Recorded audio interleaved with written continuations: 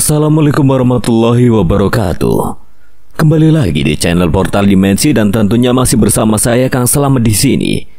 Kali ini Kang Slamet akan membawakan kisah yang berjudul Janji di Puncak Mahameru. Cerita ini ditulis oleh Ayu, dan sebelum kita masuk ke ceritanya, buat kalian yang belum subscribe channel ini, tekan tombol subscribe-nya terlebih dahulu dan tekan tombol notifikasinya agar kalian tidak ketinggalan cerita terbaru dari Portal Dimensi. Gak usah berlama-lama lagi, langsung saja kita masuk ke ceritanya. Janji di Puncak Mahameru.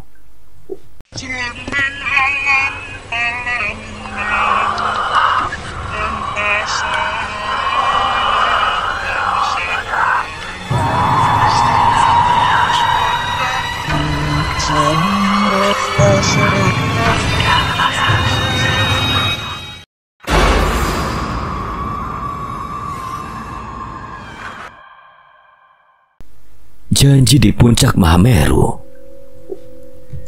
Jakarta, 1 Juni 2001. Kelulusan sekolah memang seringkali menjadi momen paling ditunggu oleh kebanyakan siswa. Berhasil menyelesaikan satu kewajiban dengan hasil yang memuaskan. Siapa yang tidak girang dengan hal itu?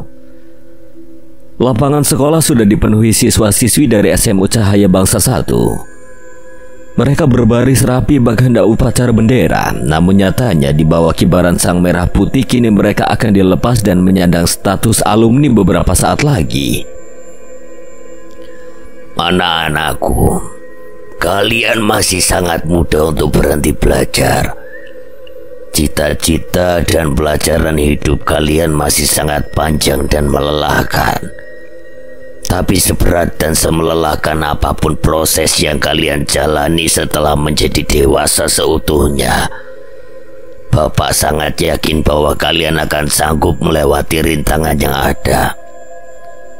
Selepas kalian bersekolah di sekolah ini, setelah banyak kenangan yang kalian buat, baik dengan guru atau dengan teman-teman kalian, pesan Bapak hanya satu: jadilah orang hebat yang lebih hebat dari diri kalian yang sebelumnya. Barisan ke-6 dari sebelah kiri lapangan dan di deretan kedua dari belakang. Manaf diam-diam menyunggingkan senyumannya saat mendengar kata-kata perpisahan dari kepala sekolahnya. Matanya melirik ke sosok laki-laki yang berdiri deretan keempat baris ke-7 di sebelah kanannya. Si kulit kecoklatan itu menoleh ke belakangnya dengan gerakan perlahan bagai di film India, bermaksud meledek dan bercanda pada Manaf yang tipikal orang yang sulit menahan tawa dan senyuman. Tawa tanpa suara Manaf keluarkan saat melihat bagaimana tingkah Harfa, lelaki yang sudah menjadi sahabatnya sejak mereka berada di taman kanak-kanak. Konyol dan kocak. Itu adalah dua kata yang sangat menggambarkan sosok Harfa Lesmana. Dengan upacara ini, Bapak sampaikan perasaan Bapak bahwa Bapak sangat-sangat bangga dan merasa senang karena diberi kepercayaan untuk mendidik kalian bersama Dewan Guru yang lain. Dan Bapak ucapkan selamat kepada kalian anak-anakku yang telah menyelesaikan jenjang sekolah menengah atas. Dan selamat menempuh dunia baru di kursi universitas. Suara riuh bahagia dan tepuk tangan langsung memenuhi seluruh area lapangan.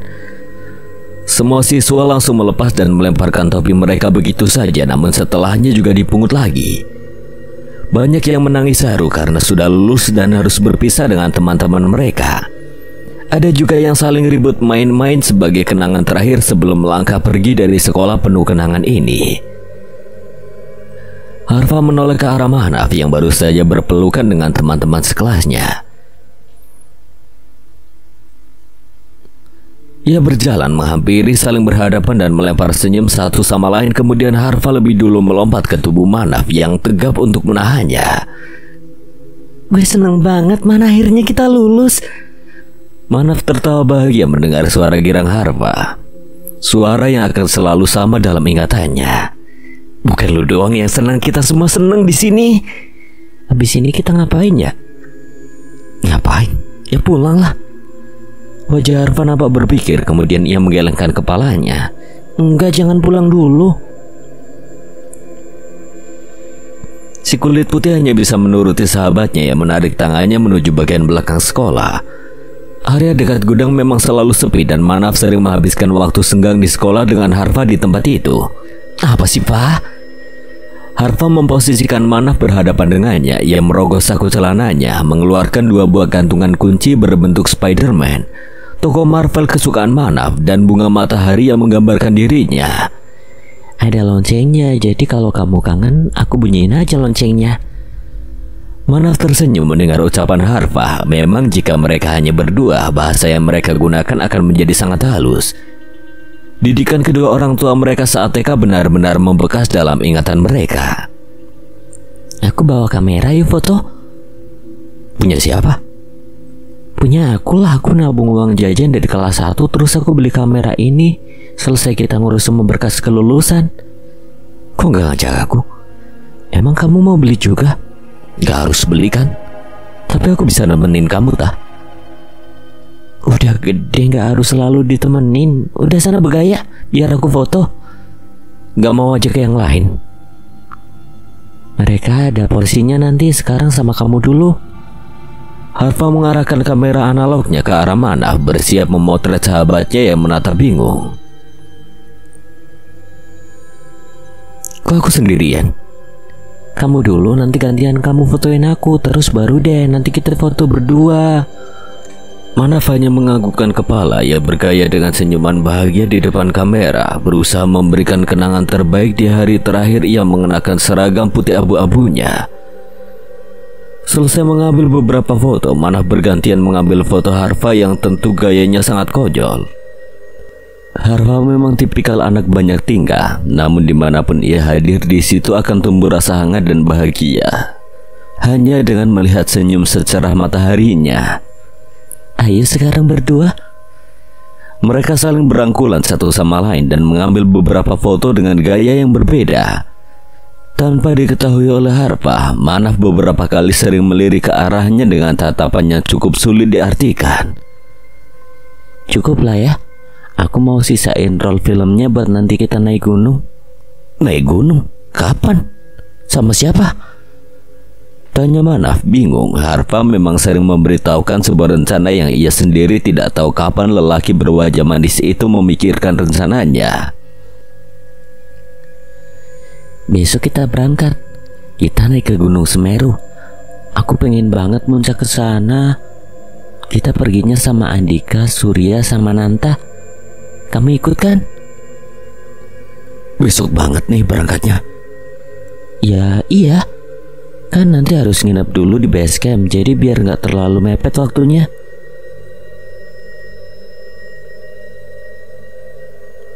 Ya udah ikut deh. Nah memang harus ikut. Kalau gak ada kamu gak seru. Nanti kita foto yang banyak pas di puncak ya. Aku bakal bawain roll film baru yang banyak, biar kenangan kita bisa banyak. Manaf hanya mengangguk sambil tersenyum. Mereka duduk bersebelahan. Manaf memperhatikan gantungan kunci Spider-Man yang ada di tangannya. Kita tukeran aja gantungannya gimana? Boleh aja. Harfa memberikan gantungan kunci bunga matahari miliknya pada Manaf. Setelah ini apa rencana kamu? Aku mau kerja aja. Kerja apa? Apa aja, yang penting aku bisa bantu bapak buat menuhin biaya hidup. Adik-adikku kan masih pada kecil. Biaya yang dibutuhin mereka banyak. Aku kasihan sama bapak kalau kerja keras sendirian. Manaf terdiam. Memang mereka adalah sepasang sahabat yang dari status sosialnya sangat berbeda. Harfa berasal dari keluarga menengah ke bawah. Ayahnya seorang kuli angkut di sebuah pasar. Sementara Manaf, dia adalah anak orang berada. Rumahnya besar dan nyaman, memiliki satu adik perempuan yang populer di sekolah sama seperti Manaf. Dan orang tuanya adalah manajer dan akuntan yang sukses di sebuah perusahaan besar. Kamu mau kuliah di mana, Man? Manaf tersadar dari lamunannya. Ia lihat di wajah manis Harfa sebuah senyuman tulus namun terasa masam baginya. Yang jelas sih negeri. Waktu itu aku sudah konseling sama Bu Rahayu. Aku disaranin buat ambil ke UI, tapi aku pengen banget ke UGM. Kamu ke UGM? Emang betah jauh-jauh dari aku? Maksudnya apa nanya gitu? Emangnya hidup aku harus sama kamu terus? Harfa tersenyum jenaka sambil menaik turunkan kedua alisnya. Ia tahu kalau Manaf hanya sedang menjaga image-nya. Siapa yang waktu TK nangis jerit-jerit kayak orang kesurupan gara-gara aku main sama anak lain, terus nyuekin dia? Terus katanya ada juga deh anak SD yang minta pulang duluan gara-gara aku sakit dan gak masuk. Tanya Harfa dengan kepala menengadah ke langit yang ada di depannya, soal berpikir dan berusaha mengingat-ingat masa kanak-kanaknya dengan Manaf. Manaf tidak bisa lagi menyembunyikan senyuman malunya. Ia merangkul bahu Harfa kemudian menariknya agar terjatuh ke tubuhnya dan menggelitik tubuh kurus itu. Berani kamu ngeledekin aku ya? Suara tawa Harfa terdengar nyaring di tengah sunyinya belakang sekolah, meminta maaf pada Manaf karena telah menggodanya dengan memori masa lalu yang memalukan bagi Manaf di usia sekarang. Kalau kamu kuliah nanti sering-sering cerita sama aku ya, rasanya jadi mahasiswa. Kata orang, mahasiswa tuh beda banget, ujar Harfa tanpa melepas rangkulan Manaf di bahunya. Dia memang selalu betah berada dalam rangkulan lelaki berkulit putih itu.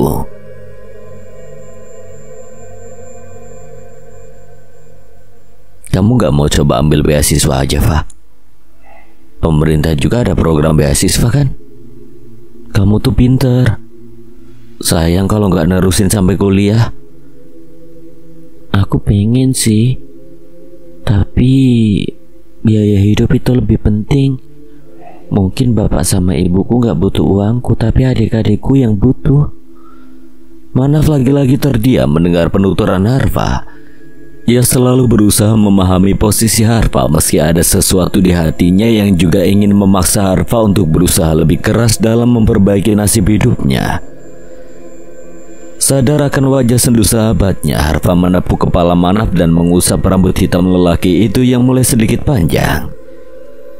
Gak usah sedih begitu mukanya. Aku juga pasti bisa sukses walaupun gak kuliah kok. Enggak, aku gak sebegitunya mikirin kamu kok. Jangan GR. Kamu nih jaga image terus. Kalau kamu lupa, semua cerita aib kamu itu ada di aku. Cuma ketutup muka ganteng kamu aja, makanya kamu banyak fansnya. Kalau mereka tahu, apa iya mereka bakal masih ngefans sama kamu? Jangan berani-beraninya nyebarin itu ya. Itu rahasia kita berdua. Makanya kalau lagi disayang-sayang itu gak usah sok keren. Emangnya aku gak tahu kalau kamu itu senang dimanjain? Itu kan dulu waktu kita TK sama SD ya. Sekarang aku udah gede, masa iya aku masih dimanjain? Halah, paling juga nanti waktu kita muncak kamu minta kelon ke aku. Mana ada begitu? Harfa hanya tertawa melihat wajah cemberut Manaf. Mereka sama-sama diam setelah asik bercanda. Harfa sedikit mendongak menatap langit biru yang sangat cerah dihiasi awan putih yang bersih. Gimana ya rasanya di atas puncak? Pasti keren banget. Manaf sedikit tidak mengerti dengan maksud ucapan Harfa. Ia tidak tahu makna puncak yang Harfa maksud. Terkadang anak itu memang suka berbicara dengan kata-kata ambigu, sehingga membuatnya harus berpikir ke arah mana Harfa berbicara. Kalau yang kamu bayangin di atas puncak gunung, ya menurut aku itu juga keren. Bisa lihat pemandangan yang selama ini gak bisa kita lihat dan bisa ngerasain dinginnya angin. Padahal kita makin dekat sama matahari yang panas. Tapi kalau yang kamu maksud puncak kekuasaan, kayaknya itu bakal mengerikan deh. Pikiran kamu kejauhan. Aku mana ada mikir puncak kekuasaan. Lupa kalau kamu ngomong suka ambigu. Lagi-lagi hanya tawalah yang diberikan Harfa sebagai balasan. Ia menyandarkan punggungnya di sisi kiri tubuh Manaf. Kedua matanya terpejam menikmati jam-jam terakhir ia bersama Manaf di SMU. ternyata di sini. Keduanya menoleh ke arah Andika. Lelaki jangkung berwajah dingin itu ikut bergabung dengan Harfa dan Manaf. Ikut muncak, Man? Ikut? Belum pernah juga gue naik gunung. Sebenarnya juga gue belum pernah naik gunung sih. Nanta sama Surya juga belum pernah. Lah, terus gak ada yang bimbing kita dong? Tenang aja, Man. Lu gak usah khawatir gak bakal dapat temen. Gunung itu tempat segalanya. Temen, cerita, kenangan, tantangan, semuanya ada di sana. Jadi kita pasti bakal dapat teman senior atau minimal yang pernah naik gunung lah. Manaf hanya mengangguk-angguk sebagai respon. Mereka bertiga ngobrol banyak hal tentang kenangan mereka selama di SMU. Andika dan Harfa satu kelas, sementara Manaf satu kelas dengan Surya. Nanta dia pisah sendiri di kelas lain tapi berteman dekat karena mereka adalah kelompok band sekolahan. Setelah ini kita jalan masing-masing ya. Kira-kira masa depan kita kayak apa ya? Harfa dan Manaf sama-sama menoleh ke arah Andika yang sedang menerawang ke atas langit. Dari mereka berlima, memang Andika lah yang paling sering memikirkan bagaimana masa depan mereka. Jalanin yang besok aja dulu. Masa depan nanti bisa kita turun gunung. Harus dipikirin dari sekarang lah. Ya terserah, tapi kalau menurut gue kita semua bakal bahagia. Kita bakal punya karir yang bagus walaupun tantangannya beda-beda. Kita juga bakal punya istri yang cantik, baik, terus punya anak. Habis itu jadi tua sama istri, jadi kakek nenek gendong cucu, terus mati. Selesai deh. Manaf sedikit menoleh ke arah Harfa yang melakukan hal yang sama dengan Andika. Ucapan Harfa terdengar lantang dan normal, tapi ada sesuatu yang memberatkan perasaannya dari mendengar ucapan Harfa. Kita harus tetap ngeband sih. Jangan ngaco ah. Begitu kita keluar gerbang, kita itu udah ambil langkah masing-masing. Pulang aja kita beda arah, apalagi pilihan hidup. Nanti juga bakal ada hari kita reunian, Man. Kita bisa rencanain nanti. Udah yuk, mending kita ke lapangan lagi aja. Kayaknya si Nanta sama Surya juga belum pulang. Kita bisa foto-foto dulu. Ajak Harfa dan mereka pun segera berjalan menuju lapangan dengan Harfa yang merangkul Manaf. Manaf turun dari mobil sang ayah yang mengantarkannya menuju stasiun Pasar Senen. Ia dan teman-temannya memang langsung bertemu di stasiun untuk berangkat menuju kota Malang. Kalau udah sampai di stasiun langsung kabarin papa ya. Iya, kalau ada wartel nanti Manaf telepon. Manaf berangkat ya Pak. Hati-hati anak. Manaf segera masuk ke stasiun dan mencari titik kumpul teman-temannya. Matanya melihat 4 orang remaja yang sudah berpenampilan khas pendaki yang berkumpul tidak jauh dari pintu masuk peron. Gue telat ya? Kalau lu telat udah kita tinggal. Udah yuk masuk. Kelimanya berjalan menuju peron 3 di mana kereta yang akan mengantar mereka menuju kota Malang sudah hampir tiba. Seperti kebanyakan penumpang, mereka akan menghabiskan waktu dengan ngobrol dan bercanda. Gerbong yang mereka naiki bernomor 7A. Harfa duduk dengan Andika, Manaf dengan Nanta, dan Surya duduk dengan penumpang lain di kursi sebelah kanan Harfa. Tidak ada obrolan yang berarti selama perjalanan di dalam kereta. Manaf sesekali menoleh ke belakang, memastikan Surya, Harfa, dan Andika baik-baik saja. Ia melihat Harfa yang sedang memejamkan mata, sementara Andika tengah membaca sebuah buku tentang pendakian gunung. Harfa yang peka bahwa ada yang sedang memperhatikannya perlahan membuka matanya. Kepalanya bergerak satu kali mengangkat dagu, memberi kode pertanyaan kenapa pada Manaf yang masih menatapnya dari kursi. Yang diberi kode hanya menggeleng dan kembali ke posisi awalnya, berusaha menikmati waktu di perjalanan jauh yang baru pertama kali ia tempuh tanpa keluarganya.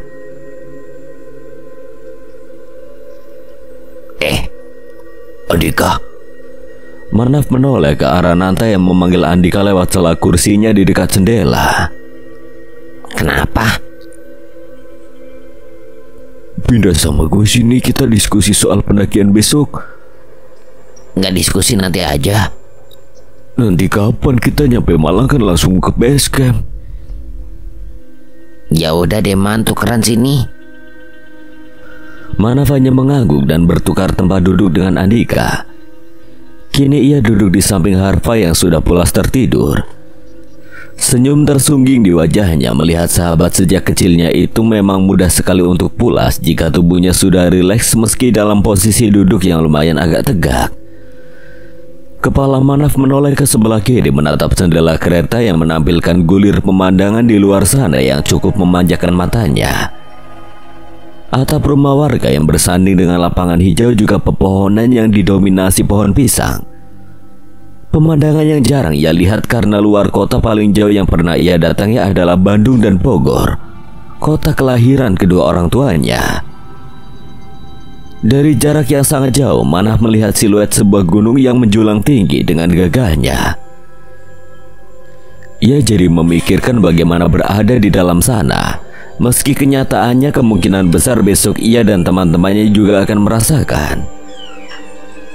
Belum pernah pergi ke alam liar, ada berbagai hal yang ia pikirkan dalam benaknya. Tidak dapat dipungkiri bahwa ia sedikit takut. Katakanlah ia pengecut, tapi berada di tengah hutan di sebuah gunung adalah sesuatu yang cukup menimbulkan rasa tak nyaman di hatinya, meski ia berusaha menekannya. Bengong.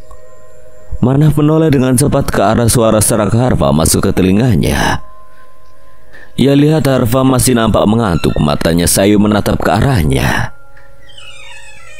Tidur lagi aja kayaknya, masih lama. Emang masih lama perjalanan kita naik kereta 16 jam sampai stasiun Malang. Manaf hanya mengangguk, kepalanya kembali menoleh ke jendela dan tanpa menyadari bahwa tangan Harfa bergerak diam-diam ke arah tangannya yang tergeletak begitu saja di atas pahanya. Ia menoleh ke arah tangannya, ia melihat jari kelingkingnya yang sudah bertaut lemah dengan jari kelingking Harfa. Gue tahu lu takut. Enggak kok. Gak usah bohong. Peraturan pertama yang gak boleh dilakuin kalau mau muncak itu bohong. Emang kenapa?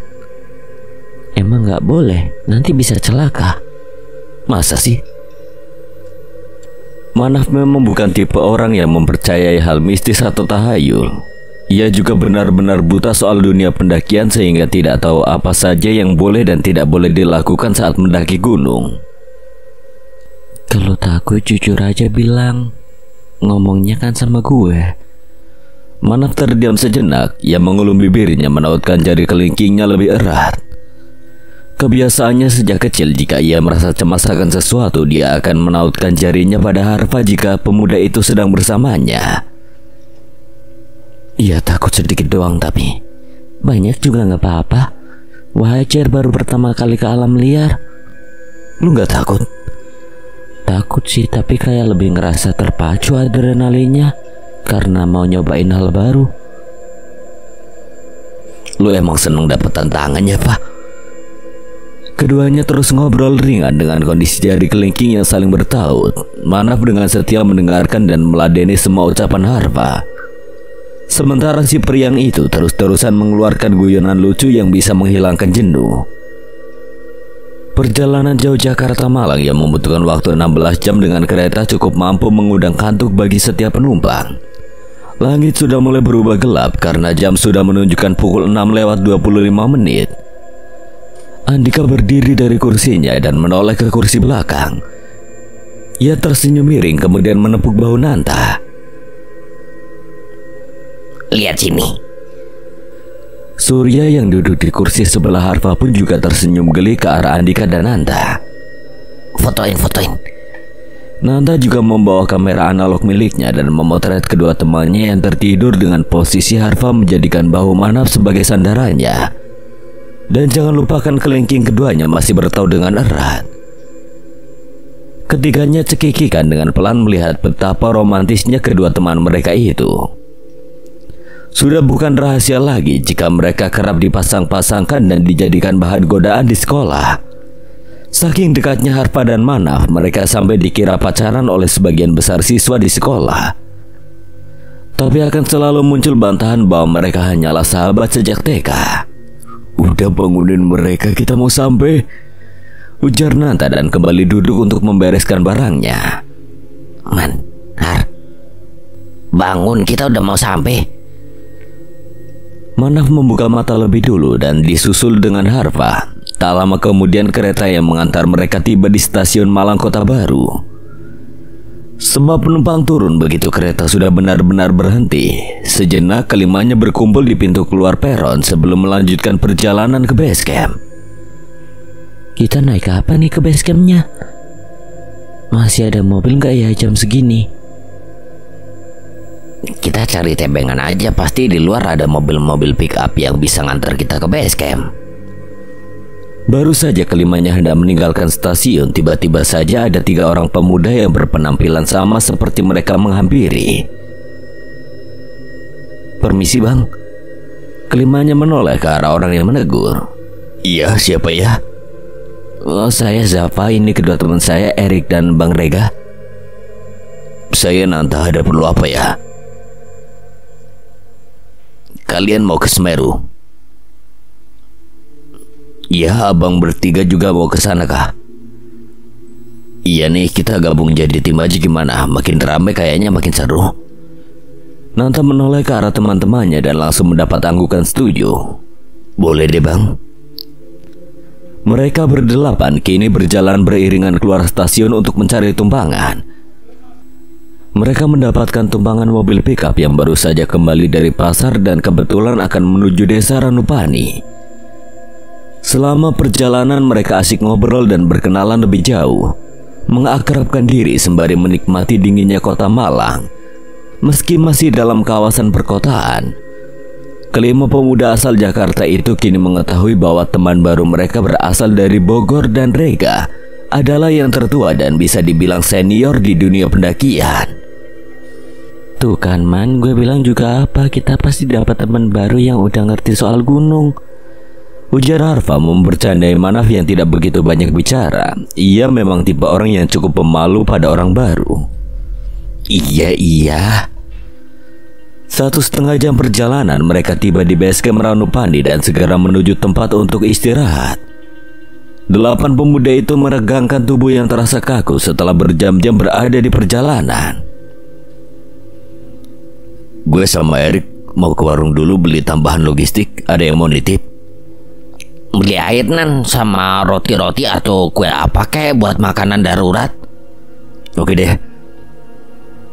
Nanda dan Erik segera pergi ke warung sementara teman-teman mereka sibuk dengan urusan masing-masing. "Lu mau mandi?" "Iya, lengket banget badan. Lu juga mandi biar tidurnya enak." Manaf hanya mengangguk. Ia memilih merebahkan tubuhnya sebentar untuk merilekskan otot-ototnya. Hawa sejuk yang sangat jarang ia dapatkan di Jakarta membuat tubuhnya merasa nyaman. Manaf memang tidak terlalu bisa akrab dengan suhu panas dan kering karena kulitnya bisa terkelupas.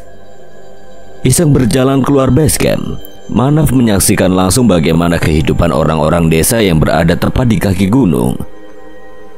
Suasana asri dan damai seolah tidak akan ada yang saling menggujing antar tetangga. Sangat berbeda dengan kondisi perumahan yang ia tinggali. Tahu siapa penghuni sebelah saja sudah akan dianggap hebat. "Mau ke puncak ya mas?" Manaf tersenyum sambil mengangguk pada seorang laki-laki yang lewat di depannya sambil membawa arit dan sebuah kantong plastik. "Iya pak." "Oh ya udah, hati-hati ya. Ini saya kasih ke masnya saja. Lumayan buat logistik tambahan," ujar si pria sambil menyerahkan plastik yang ia bawa. "Loh, apa ini pak?" "Kentang itu sisaan sih. Saya habis panen kentang di kebun saya tadi. Terus ada sisa yang kecil-kecil, jadi saya bawa pulang saja terus kasih ke sampean." "Ini beneran buat saya sama teman-teman pak?" tanya Manaf memastikan sambil memeriksa kentang di dalam plastik. "Ya bener lah." "Wah, makasih banyak ya pak." "Ya sama-sama, besok hati-hati selama perjalanan yo. Jangan bengong, fokus." Saya lihat kayaknya masnya ini masih pemula. Manaf sedikit merasa takjub karena pria yang berusia kisaran 40 tahunan itu mengetahui bahwa ia adalah pemula dalam pendakian. Kok Bapak tahu? Ya, apa aja sih saya. Sudah ya Mas, saya pamit pulang dulu. Ya Pak, sekali lagi terima kasih kentangnya. Pria itu mengangguk lalu berjalan kembali menuju rumahnya yang berada tidak jauh dari base camp tempat Manaf dan teman-temannya menginap. Apa itu, Man? Kentang ini dikasih sama bapak-bapak tadi. Lah, bawa kentang gimana masaknya? Boros air nanti. Di Semeru lumayan gampang dapat air kok. Ya walaupun bukan yang di tiap titik pasti ada air sih, tapi masih kehitung gampang. Saud Rega yang memang sudah 2 kali melakukan pendakian ke Semeru sebelumnya. Lagian ini juga kentangnya kecil-kecil kok, ujar Manaf sambil menunjukkan sebuah kentang yang hanya seukuran kentang kecil yang biasa untuk rendang, hanya saja lebih besar sedikit. Harfa yang baru selesai dengan acara mandinya langsung merebahkan diri setelah ia memasukkan lagi handuk dan juga peralatan mandinya. Mandi sana Man, kucel banget muka lu. Iya gue mandi nih. Lu simpan kentang di tas lu ya. Harfa hanya mengangguk seadanya yang membongkar tas miliknya untuk kembali memeriksa semua barang bawaannya dan menambahkan kentang pemberian Manaf. Kalian sudah siapin semua keperluan lengkap kan? Terutama tenda sama sling bag. Tanya Rega selaku senior yang ditunjuk menjadi ketua rombongan. Aman bang, kita tenda bawa 1 sih, tapi gede kok. Muat buat berlima. Ya walaupun kalian jadi pepes, tapi masih lebih oke daripada tendanya longgar. Nanda dan Eri kembali dari warung sambil membawa 1 plastik berisi tambahan logistik. Ini disebar aja ya. Tas masih pada muat kan? Lo beli apaan aja Nan? Mie instan, kopi, terus susu juga ada, biskuit sama ini, sosis buat tambahan lauk. Rokok nggak beli? Nanda berdecak sambil menatap wajah Andika dengan dingin. Andika tentu paham akan arti tatapan itu. Nanda memang akan selalu marah jika melihat dirinya merokok, apalagi mereka akan melakukan aktivitas yang cukup berat besok pagi. Lu masih bocah udah ngerokok aja dik. Sekali 2 kali doang bang, gak sering. Ya kalau sekarang beli nanti ke atas pasti jadi sering. Asal istirahat sebatang 2 batang. Andika hanya tertawa pelan karena Bang Rega seakan tahu bahwa ia bisa saja jadi sering merokok saat pendakian. Manaf baru selesai dengan acara mandinya. Rasa lelah selama perjalanan di kereta langsung sirna setelah tubuhnya terkena air dingin. Namun sekarang tubuhnya terasa hangat dan membuatnya mengantuk. Besok kita jalan jam berapa Bang? Sebelum subuh sekitar jam 3:30 atau jam 4 lah paling telat. Besok pagi kita bongkar dulu semua tas buat pastiin lagi kelengkapan barang kita. Baru habis itu ngurusi Maksi terus berangkat. Jelas Bang Rega yang diangguki para remaja di sekelilingnya. Ya udah mending tidurlah sekarang. Capek juga di kereta tegak berjam-jam duduknya. Harfa merebahkan dirinya lebih dulu dengan posisi rapat ke tembok. Manaf yang ada di sebelahnya berinisiatif mengambilkan jaket yang memang sudah sengaja Harfa taruh di atas tasnya lalu menaikkannya pada Harfa. Gimana orang gak mikir lu pasangan sama si Harfa kalau perlakuan lu aja kayak gitu ke dia Man? Tanya Andika yang mendapatkan senyuman dari teman-temannya yang juga menyaksikan kehangatan Manaf pada Harfa. Gak sadar diri lu, gak ingat kalau lu sendiri juga apa-apa ke Nanta. Lu kebanyakan ngerokok emang nyokap lu yang omel, bukan kan tapi si Nanta. Terus juga kalau mau pergi-pergi ngajaknya Nanta doang, padahal bocah yang lain juga ikut ngumpul. Manaf sedikit mengorek kelakuan Andika. Bang Rega hanya tertawa melihat kelakuan 2 remaja di depannya. Merasa lelah sudah menggerayang tubuh, Rega ikut merebahkan diri dan langsung tertidur pulas tidak lama setelah ia merubah posisi menjadi telentang.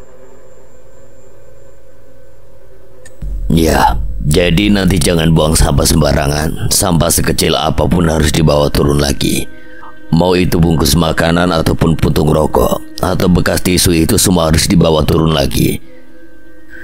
Terus jangan seenaknya selama pendakiannya, karena gimana pun juga kita datang ke tempat baru.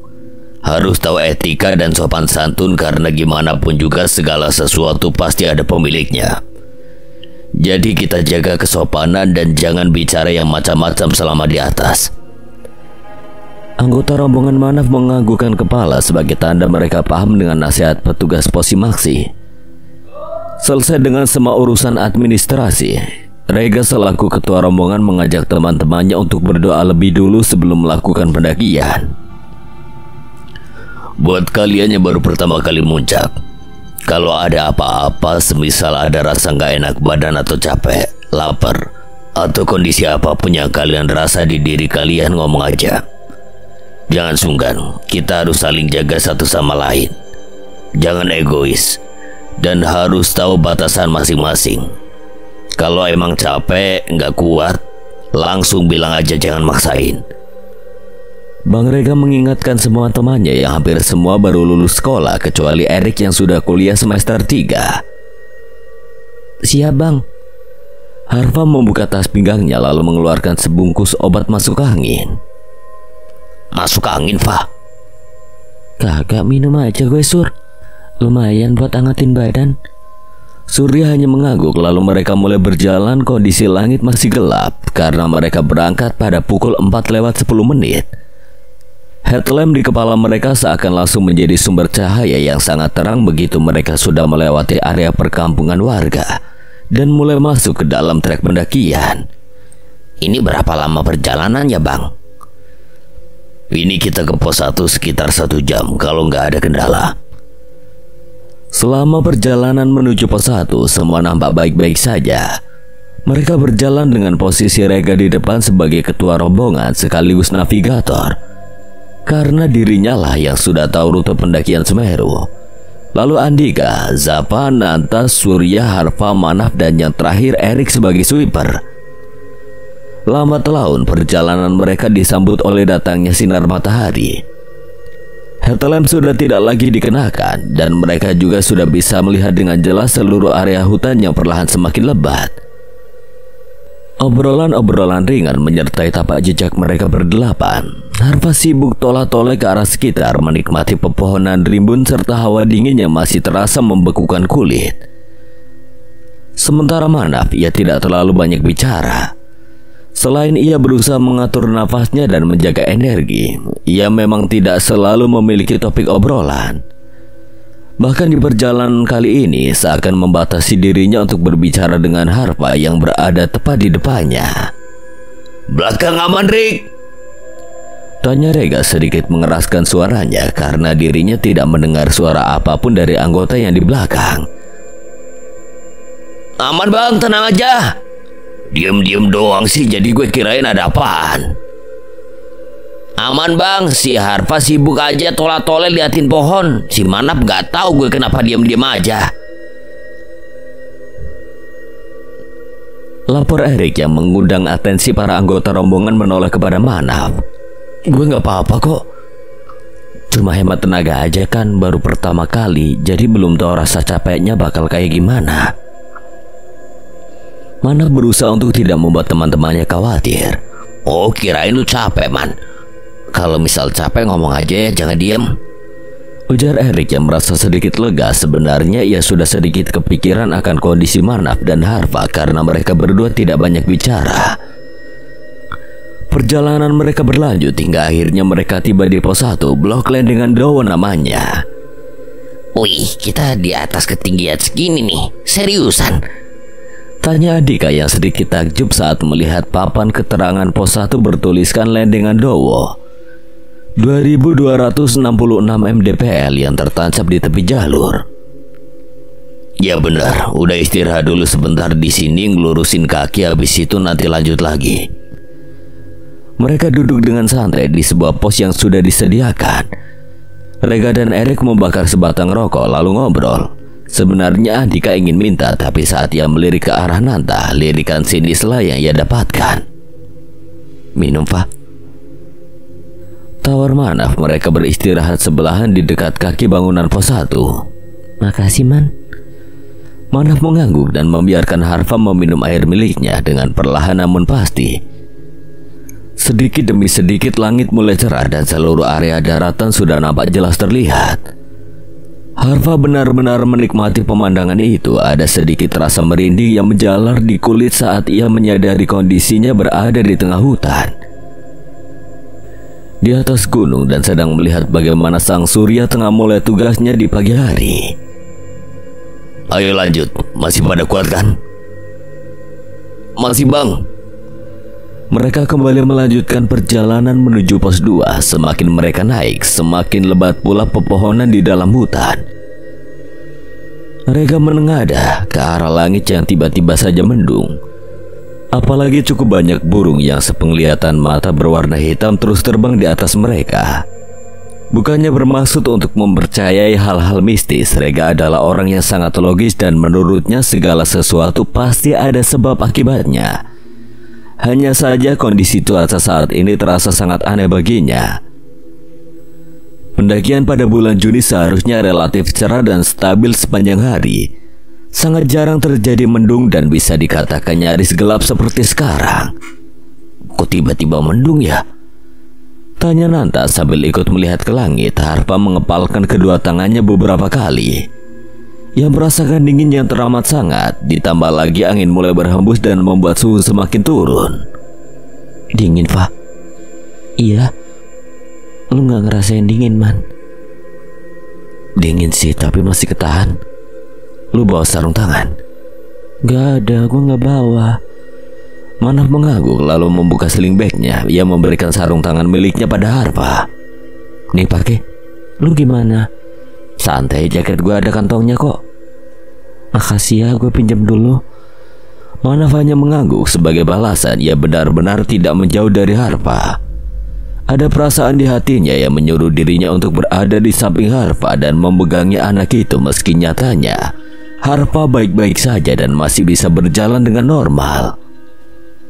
Langkah demi langkah mereka jejaki di jalur pendakian. Hujan sama sekali tidak turun, namun langit dan awan sangat kelabu dan hawa yang dirasakan tiba-tiba menjadi asing. Seperti hawa mencekam dengan suhu yang terlalu rendah, padahal mereka masih menuju ketinggian 2390 mdpl. Jarak yang tidak terlalu jauh dari posisi ketinggian pos 1. Sebentar lagi kita sampai di pos 2. Kalian mau istirahat dulu apa lanjut aja? Kayaknya mending langsung lanjut aja deh, Bang. Kalau kebanyakan istirahat takutnya kita kena malam di trek. Jawab Zafa. Ucapannya itu disetujui oleh teman-temannya yang lain. Harfa mengembuskan napasnya kasar. Berat mulai terasa di rongga pernapasannya. Namun keinginan untuk berada di puncak Semeru seakan menepis semua rasa tak nyaman yang hinggap di tubuhnya yang tidak terbiasa dengan aktivitas berat. Mereka tiba di pos 2 Blok Patu Rajeng, namun sama sekali tidak beristirahat sebagaimana kesepakatan. Semakin mereka menanjak, semakin dingin pula suhu yang dirasa. Ini trek paling panjang, kalau misalkan udah nggak kuat langsung ngomong. Ujar Rega kembali mengingatkan teman-temannya. Sesekali ia juga menoleh ke belakang memastikan bahwa 3 orang paling belakang masih baik-baik saja. Lama berjalan hingga tibalah mereka di pos 3, tepatnya di jembatan Janik. Stop, istirahat dulu, ujar Rega dan langsung duduk di jembatan.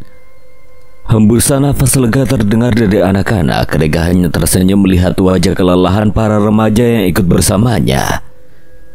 Namun raut wajah Harfalah yang paling berbeda. Lu kecapean banget, Fah, sampai pucat gitu mukanya, ujar Rega yang langsung membuat teman-temannya yang lain menoleh ke arah Harfa yang duduk di depan Rega, diapit oleh Surya dan Manaf. Kita belum sarapan, Bang. Ia memberitahu penyebab dirinya yang nampak pucat. Oh iya, ya udah keluarin logistik, tadi dibungkusin nasi pas di base camp kan? Makan itu aja, kita masih butuh banyak tenaga buat bisa nyampe Ranukumbolo. Emang gak ada tempat ngecamp dekat sini, Bang? Ya nggak ada, pos 1 sampai pos 4 isinya cuma pondokan buat istirahat sebentar doang. Tidak ada lagi obrolan di jembatan Janik. Mereka semua fokus untuk mengisi ulang energi mereka yang sudah terkuras selama 2 jam lebih di perjalanan. Selesai dengan acara sarapan mereka, sejenak Nanta, Erik, dan Manaf mengisi ulang air di botol mereka yang mereka ambil di sumber air tepat di bawah jembatan.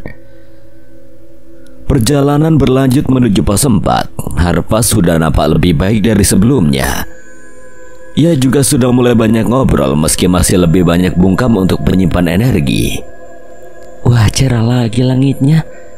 Padahal tadinya udah mikir bakalan hujan. Harpa menyadari suhu sudah sedikit lebih hangat meski masih belum cukup untuk menghangatkan tubuhnya. Harpa sedikit memelankan langkahnya lalu menoleh ke belakang. Di depannya ada sebuah jalur menanjak dengan kemiringan yang cukup terjal. Ia tersenyum ke arah Manaf yang dibalas tawa oleh pemuda berkulit putih di belakangnya. Tentu Manaf paham akan arti senyuman Harpa. Anak itu minta didorong karena cukup berat perjalanan menanjak dengan tas carrier yang cukup berat di punggungnya. Harpa, Manaf, dan Erik saling membantu untuk menaiki tanjakan yang setelahnya mereka ketahui bernama Tanjakan Bakri. Itu kata Rega yang menunggu sisa teman-temannya yang masih di belakang. Gimana, masih bisa masuk ke paru-paru oksigennya? Tanya Rega sambil tersenyum. Ia sengaja menggoda para remaja tanggung itu karena suara napas mereka yang terdengar keras. Ngap juga ya, tapi nggak apa-apa. Udah denger suara air jadi nggak terlalu stres sama hutannya. Surya memang tidak terlalu nyaman dengan suasana alam liar yang rapat. Ini masih lebih mending kalau ke gunung lain, kayak Gunung Salak misalnya. Itu hutannya lebih rapat lagi, atau Argopuro itu jalannya lebih panjang lagi dari ini.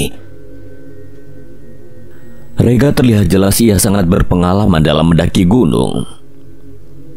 Lu udah sering naik gunung ya bang? Lumayan dulu waktu SMA gue diajak bokap naik gunung.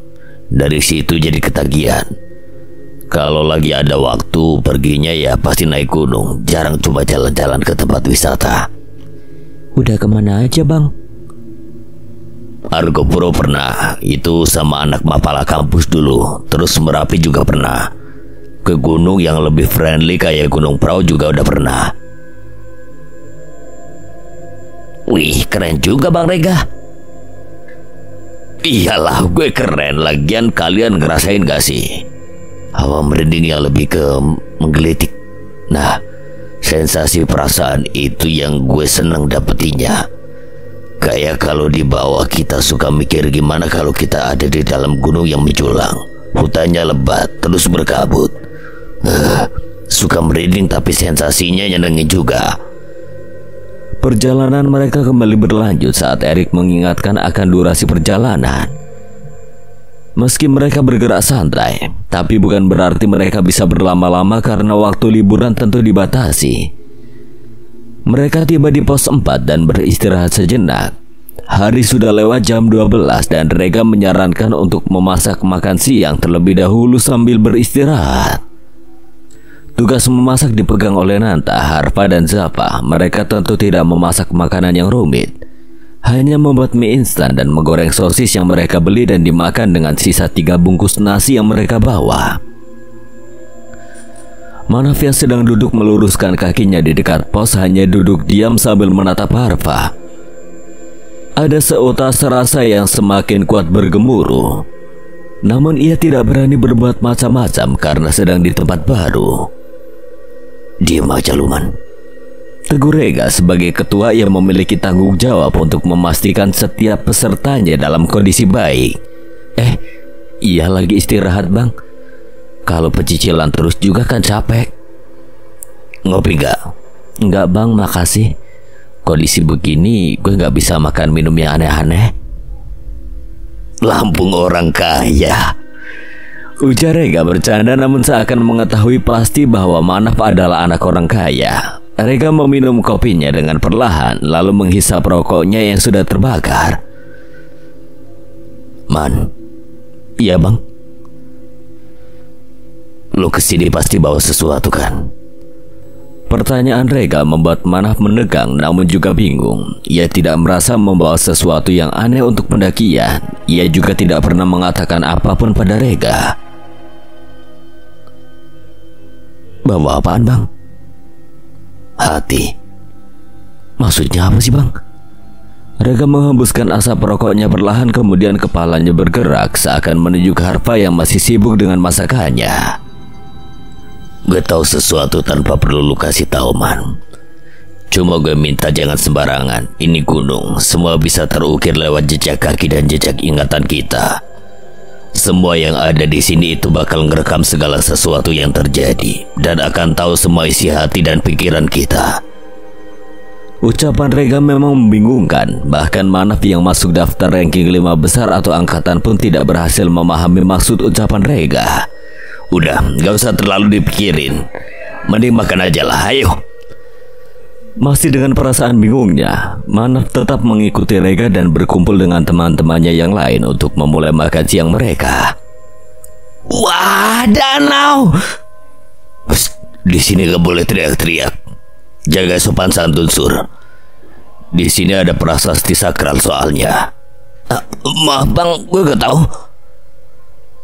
Maaf ya penghuni, saya minta maaf. Sambungnya lagi sambil menyatukan kedua telapak tangannya secara asal seakan tengah meminta maaf pada semua yang ada di area Ranukumbolo. Kita ngecamp di sini, Bang. Ya mending buka tenda dulu biar istirahatnya enak. Erik dan Andika membuka tas carrier mereka masing-masing untuk mengeluarkan tenda dengan saling membau. Erik memasang tenda dibantu oleh Zafa sementara Andika dibantu oleh Manaf dan Nanta. Jangan ada yang cuci tangan, cuci muka, apalagi mandi di danau ya. Emang kenapa, Bang? Tanya Zafa yang juga kebetulan baru pertama kali naik Semeru. Ya kita jaga lingkungan lah. Zafa hanya mengangguk lalu kembali fokus pada tenda yang sedang ia rakit. Bertepatan dengan selesainya kedua tenda didirikan, matahari sudah semakin tenggelam dan kondisi Ranukumbolo pun gelap gulita. Rega menaruh beberapa gelondongan kayu yang sengaja ia kumpulkan untuk membuat api unggun. Besok mau jalan jam berapa, Bang? Tanya Nanta yang sedang menyiapkan keperluan untuk memasak makan malam. Kalau lihat waktu sih saran gue mending pagi-pagi banget. Cuma ya sesiapnya anak-anak aja. Gue siap kok pagi-pagi. Besok berangkat jam 7-an deh, biar bisa lihat sunrise dulu di sini. Bisa lihat sunrise di sini, Bang? Bukan mataharinya sih yang dilihat, cuma dari sana bisa kelihatan langit pas matahari lagi terbit. Tapi ya kalau mau lihat harus pagi-pagi banget bangunnya. Rega menaruh satu batang kayu ke dalam api unggun. Kini mereka semua duduk melingkar di depan api unggun sembari membuat makan malam yang tentu menjadi tugas Nanta dan Harfa. Dan ada juga yang membuat minuman hangat untuk menghangatkan diri dari dinginnya suhu di malam hari. Mereka menikmati waktu dengan obrolan ringan, saling menceritakan diri masing-masing guna untuk lebih mengenal antara dua kelompok dari asal yang berbeda. Zafa ternyata seorang lulusan pondok pesantren. Tak heran saat di perjalanan tadi, anak itu akan memilih untuk beribadah ketimbang duduk santai sebelum melanjutkan perjalanan. Meski ibadahnya tentu dirapel karena kondisi yang kurang memungkinkan untuk terlalu sering berhenti. Lalu Erik, dia mahasiswa semester 3 dari salah satu universitas negeri. Kelompok Manaf tentu antusias dengan ceritanya karena sebentar lagi mereka pun juga akan menjadi mahasiswa. Kecuali Harpa yang memang sudah bertekad memendam keinginannya untuk kuliah. Kalau gue kesini emang karena kepengen dari lama. Itu adalah kalimat pertama yang Harfa ucapkan saat Rega bertanya kenapa mereka semua kelompok Manaf mau naik gunung. Gue punya beberapa temen yang udah pernah naik gunung. Mereka bilang katanya naik gunung tuh seru, bisa dapat banyak cerita. Jadi cuma pengen cerita-cerita doang nih? Ya enggak, gue juga pengen tahu rasanya di puncak gunung tuh kayak apa. Soalnya teman-teman gue bilang rasanya tuh seneng, terus ada kebanggaan tersendiri juga.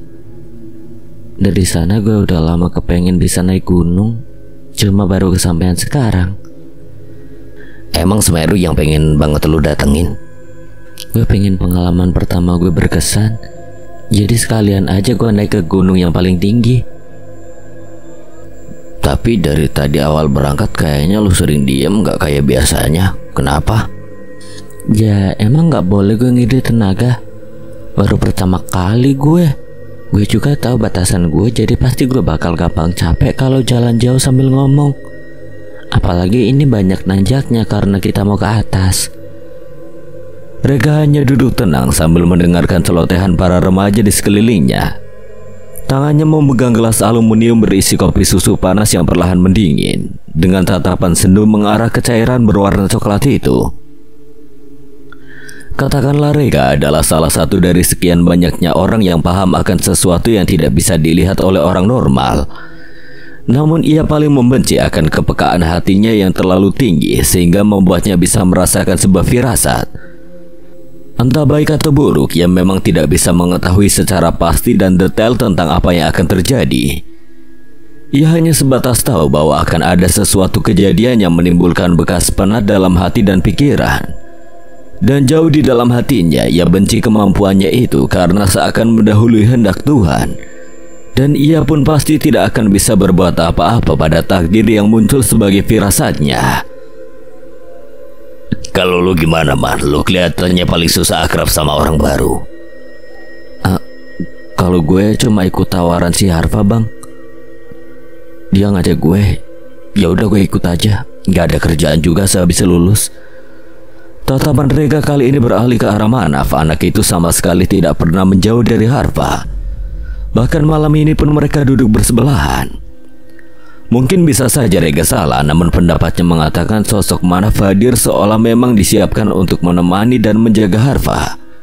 Hal itu yang Rega lihat dari Manaf adalah ketulusan anak itu yang menjalin tali hubungan dengan Harfa.